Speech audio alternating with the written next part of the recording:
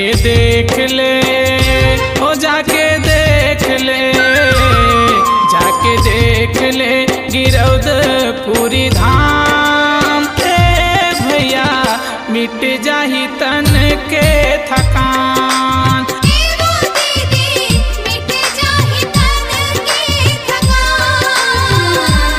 जाके देख ले, ओ जाके देख ले, जाके देख ले गिरौदपुरी धाम। ए भैया मिट जाही तन के थकान।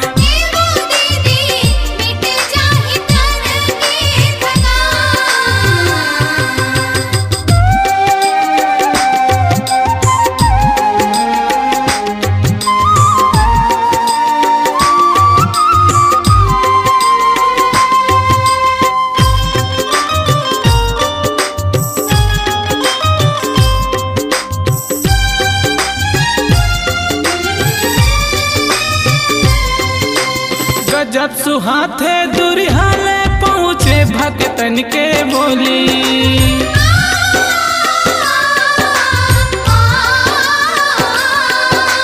गजब सुहाथे दुरिहाले पहुँचे भक्तन के बोली। जाके पहली रात बिताले बाबा के बहरा डोली।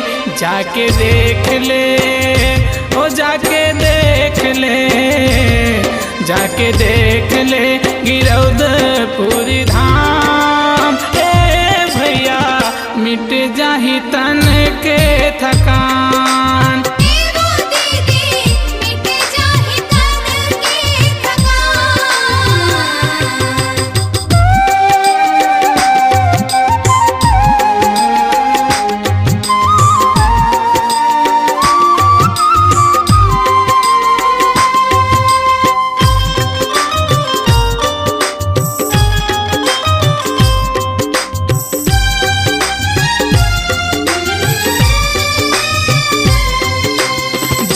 जुड़ा थे बैठ ले जहाँ औरा धावरा के छां।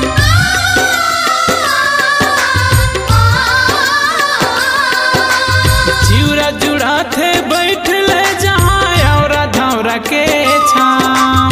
जगमग जोत बड़े दिन रात गिरौदपुरी है गाँव। जाके देख ले, ओ जाके देख ले, जाके देख ले गिरौदपुरी धाम। ए भैया मिट जाही तन के थकान।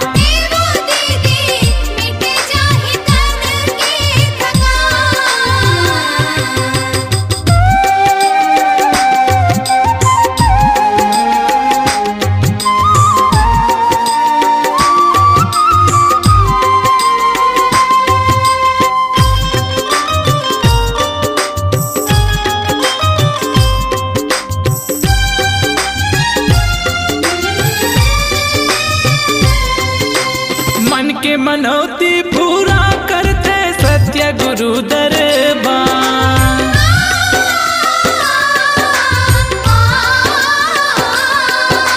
मन के मनौती पूरा करते सत्य गुरु दरबार।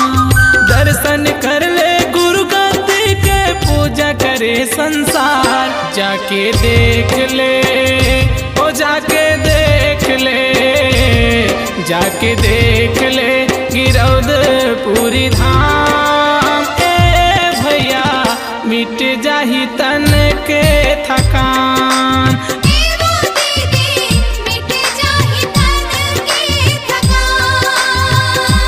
जाके देख ले, ओ जाके देख ले, जाके देख ले गिरौदपुरी धाम। ए भैया मिट जाही तन के थकान। ए वो दीदी मिट जाही तन के थकान।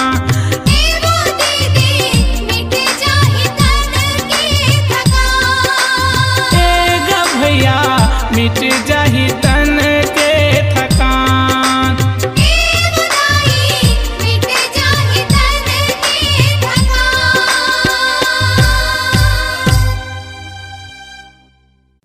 आवाज ही आपकी पहचान है।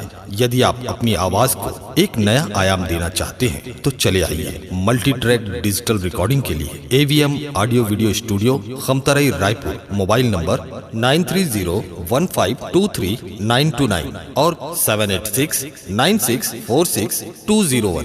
यदि आप नए एवं पुराने गीत सुनना चाहते हैं तो avmgana.com में जाकर गाना फ्री डाउनलोड करें और YouTube चैनल में AVM गाना को सब्सक्राइब करें।